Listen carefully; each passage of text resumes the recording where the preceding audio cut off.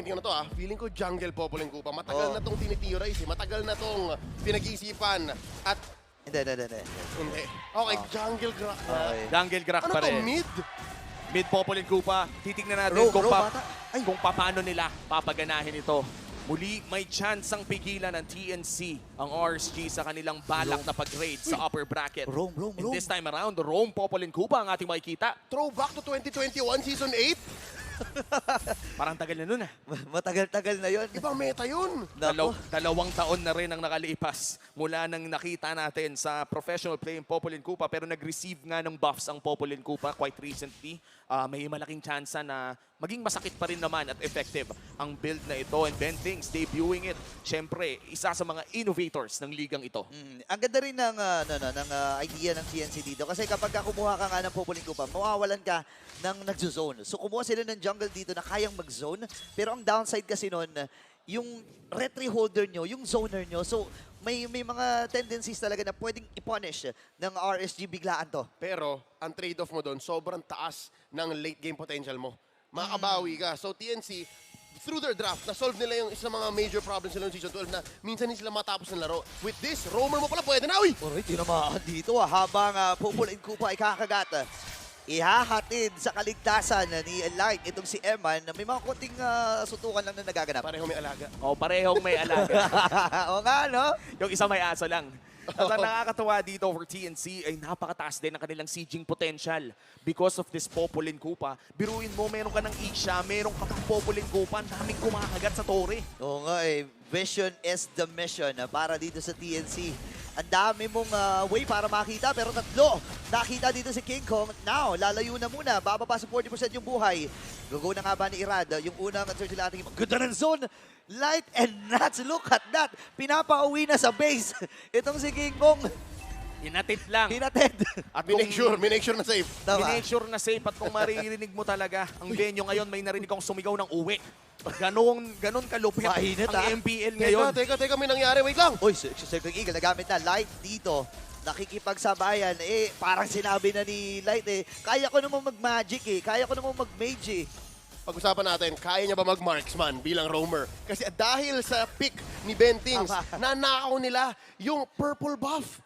Oh, no. Nabigay niya kay Goyo. Men, TNC right now, mukhang may binabalak talaga silang sorpresa para sa side ng RSG. Pero maliit pa rin naman ang kalamangan ng RSG dito na poprotektahan nila si Eman, which is a major win condition para sa kanilang kupunan. At ang bagal ng takbo ng laro na ito. And kung bumagal pa to lalo, makakalamang to para sa TNC. Again, they have 2, 3 scaling heroes na kailangang protektahan.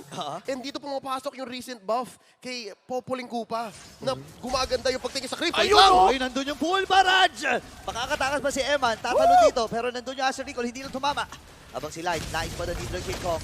Takbuhan muna, aatras dito ang kupunan ng RSG. 4 members from TNC Phoenix Army, pinaplatuhan lang. Inuubos yung energy shield. Andun yung one charge King Kong! And first blood ay makukuha ng Phoenix Army habang si Irad, papasok na nga rin lang, retry na gamit niya. Innocent dito ay pinupuruhan lang talaga. Tortoise puissant from Irad. Pero doon sa kabilang banda ng mapa, bumlato na rin si Nas. May bawi palang hatid dito ang RSG. Ito yung mahirap kasi sa lineup ng TNC. We were talking about that keys to victory na shinare nila. Yung re-engage, yung re-initiation, yung counter-engage. Wala sila nun. So basta magawa ng TNC yung kailangan nilang gawin, they have full vision and they get what they want. Like this, yung pagpaplatong malakas. Okay sana. Pero doon, na-expose ng RSG. Medyo parang theoretical pa lang ginagawa ng TNC, so hinahanap pa nila yung tamang timpla. Maganda yung ginagawa ng TNC in terms of execution no? Yep. Meron kang Grok na talagang manggugulat o mang-engage. Tapos ang daming long-range damage. Pero with the macro decisions na nabanggit mo kanina, no, Leo, RSG pa rin ang may hawak ng kalamangan at mukhang mag-engage sila dito kay Ben Things. Circling Eagle, wala nang mana dito si Light. Habang si Irad, nandun din, naispada na ni Goyo with an Acer Echo. Habang si Emma nakaka-preheat lamang. King Kong lalayo, pero nandun si Light. Natatalon lang muna saglit. Habang si Bao ay naiipit sa dalawang members mula dito sa RSG Philippines. Dadamba at si Nats pinagsasapak. Double kill ang bagsak para sa TNC. Saan nanggaling si Nats doon, men? Parang nakakagulat na lang na mayroon na palang nandun sa likod. Para siya pumasok ng islaman, moshpit, tapos sinayawan niya lahat. Pinagsisiko. Yun, oo. Okay. Okay. Talaga may dating ngayon pero full barrage na gamit sa mid lane para mag-clear. From downtown. Goyo with a kill. Isa sa mga weakness ng TNC lineup ay wala silang box. Bago yung bagong meta natin ngayon, yung utility, healing meta, re-engage meta, box meta. Yun ang nagpanalo sa M4 World Champions natin na Echo. Dito wala yung TNC noon and it's a very fundamental need para mangyari ang gusto nila mangyari. Makaabot sila ng mid, late game at makabuo ng items. Currently checking in, nakapag-farm naman ng bahagya si Innocent kahit na napatay siya kanina. He's only down 100 gold. Looking at the junglers though, dito mo makita hirap na hirap si King Kong. So ngayon, he has to play a very specific role. Naku, sandwich play ata ang ilalatag dito ng TNC Innocent. ngayon. Nice pa na Innocent ay ipit! Circling Eagle, dalawang bagsak! Si Eman pa makakakuha no, nabasag yung tore para sa RSG. Pero hahabol pa rin, Irad Light nandun. Kaya lang doon sa may bandang likod, Nats sa may ipit, at tatlong members nandun yung wild charge, knock-up, and Goyo for the follow-up. Pero under that turret na ang dive dito ng RSG, basag. Pero ngayon, sino ang babasagin? Light, dito ay makakatalon din, circling Eagle, sunod-sunod. Pao, Layering of skills, and Irad will secure that one. At habang nangyayari ang lahat ng iyon ay si Eman nagtatrabaho lang sa may bandang ibaba. RSG ang nakakuha ng lamang. Kitang-kita doon sa engage na yun, that sequence from bottom to mid, na TNC ang role nung Grok dito in the jungle is para siyang architect. Kailangan niyang bumuo ng mga pader, kailangan niyang bumuo ng mga blockade para maka-free hit yung core heroes nila. The Iritel, or rather, the Novaria, the Ixia, and the Popolin Kupa. Pero hindi nangyayari yun. Ang hirap noon kasi nga RSG, Death Ball sila, King Kong! Nandun yung mga recall King Kong dito, pero lalayo si Light. Masyadong makunan si Irad. Nandun yung mga recall. Party para sa RSG, 3.9k gold lead. At potentially na mabasag pa yung top lane. May 2-level gap din sa jungle area at makakabasag na naman ang isa ang RSG. Sisimulan na rin nila ang panghuling pagong ng larong ito at mukhang mahihirapan si King Kong agawin ang pangatlong ito. Grabe, palo-palo dito ang RSG ha. Ito na ba yung Hoodie Nats na inaantay natin? Si Kong Eagle, Kong. nadamba ngayon si Irad. Haharangan lamang at yung Red 3, siya pa rin ang magtatagumpay. Pero 4 members mula sa RSG. Habol si King Kong with a sliver of HP. Isa Pero lang. si Eman, natrap siya doon pero sapat yung arrow na pagbagsak mula sa heavy crossbow para ma-secure yung kill. Parang hirap na hirap ang TNC ngayon, Leo. Paano ba sila makakaalis dito? 8 minutes in, theoretically speaking, gagana sana yung ginagawa ng TNC. Pero even the numbers are against them. So kung dun pa lang ang hirap ng mag-experiment. And alam ng RSG paano basagin to. Napapasok nila, napaflank nila yung lineup ng TNC. So na-overload si Bao, na-overload si King Kong. Anong kailangan nilang gawin? Anong kaya nilang gawin? Well, one is die less. Kung hindi nila ipilit yung mga pagpupush, yung mga pag-steal ng buff or pag-cross ng river, right now tanggapin nila yung fact na, okay, dead lanes tayo, mag-freeze na dito yung RSG pagkatapos ng Lord, and then sa base na lang tayo lalaro. Yun na lang, I think right now, farm up, try to close the gap, get as much experience as you can, tapos go from there. Tapos ang malala dito, no, ang dami nilang vision, parang pinapanood lang nila. Ba nagpupush sa Aqua? Care and wide charge ngayon. The Circling Eagle mula dito kay Light. Pero sabi nila, joke lang, atras muna. Joke lang. Target sana nilang basagin yung Torres sa may bandang itaas pero hindi nagtagumpay dahil wala na rin silang minions doon. Lumalaki ang gold lead ng RSG at ninanakaw na rin ang mga buff ni King Kong. Hirap na hirap ngayon ang TNC. Kailangan nilang pabagalin pa ang laro, mag-farm up, as Leo said, pero si Light papasok muli at aalis na naman. Actually, para kasing meron din silang wide charge dito pero mamaya mag-usapan niya kasi nandun yung full barrage. At mamamatay si Eman sa kamay ng Phoenix Armies. That's one way to do it, right? Kanina pinag-usapan natin yung mga problema. Diba? Napakalinaw naman. Hirap na hirap ang TNC. Anong gagawin nila sa lahat ng vision na to na meron sila? Sa firepower na inaantay nila? Well, one is clean pickoffs. Antayin nilang magkamali ang RSG. Antayin nilang mag-overheat ang RSG, ang Raiders. Dahil at this point, 5k ba naman ang lamang mo tapos hindi ka mapusya ng kalaban mo, hindi sila makakross ng river.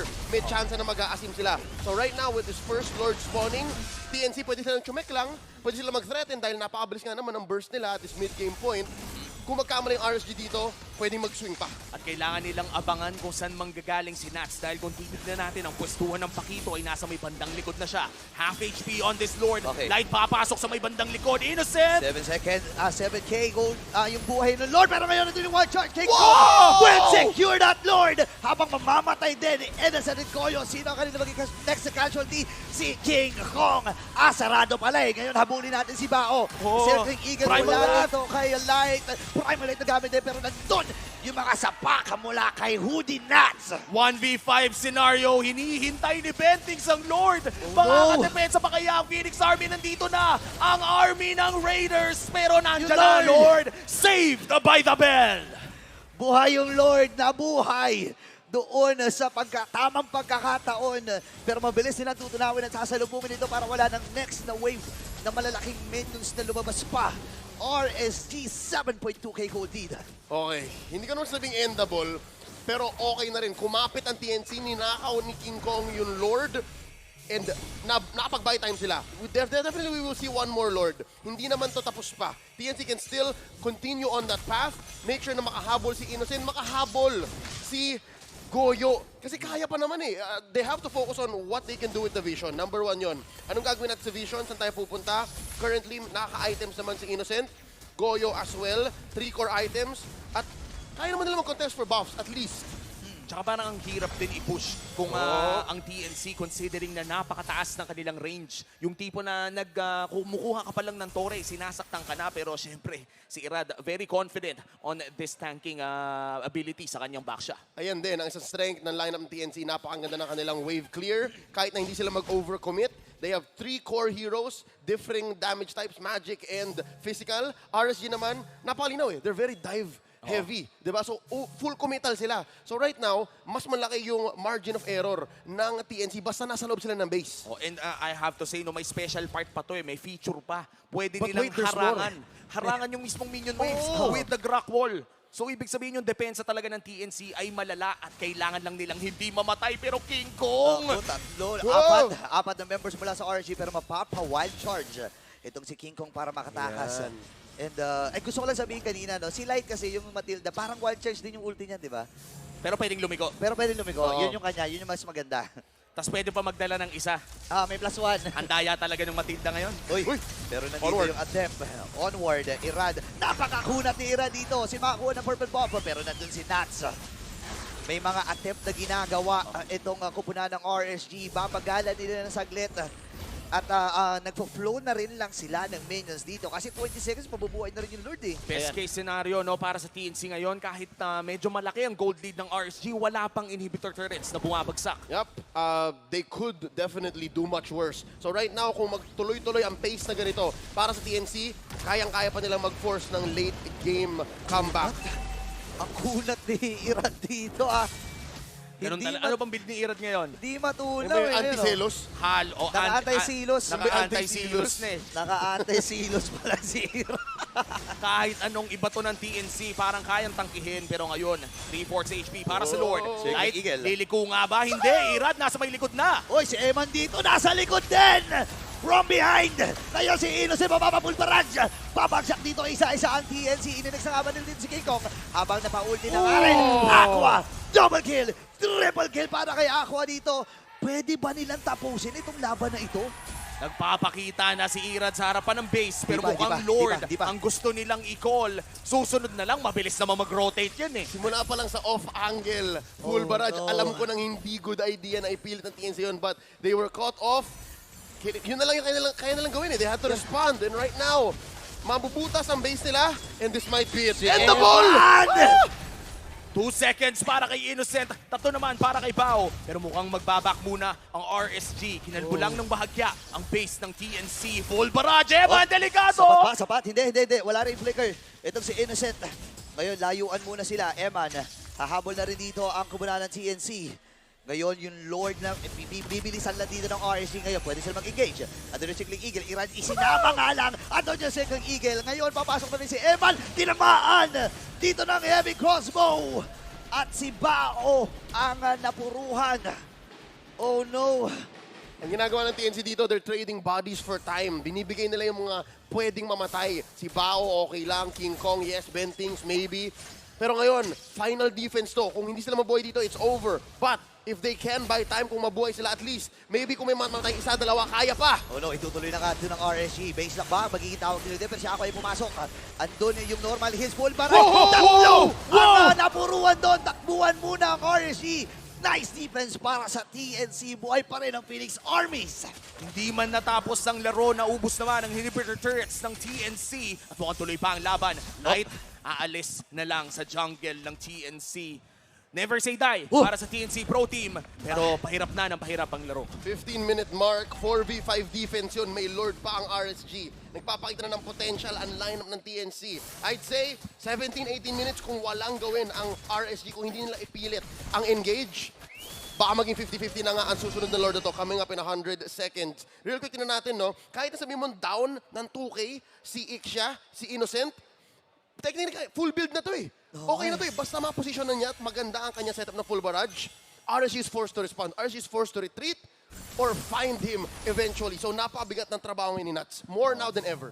At hindi lang yon, yung kay Innocent din, yung pressure na siya ang susi para sa TNC. Kailangan ang pwesto, ang timing ng full barrage ay magiging napakaganda para sa side ng TNC Pro Team. An 11K gold lead, hindi biro ito dahil nandito pa tayo sa phase ng laro kung saan hindi pa lock build ang TNC. Pero ang importante ay bumabawas na ang Ixia. Yon ang natitirang win condition para sa TNC Pro Rico, Team. Talagang hindi na pinagbibigyan pa. Oh no, naka-heavy cross mo na rin! And Iran to win a kill ngayon! Si Light ay may Wow! ibig din, si Bao makakuha ng isa. Full barrage, flicker niya, hinabot si Eman. Pero bitin yung damage doon.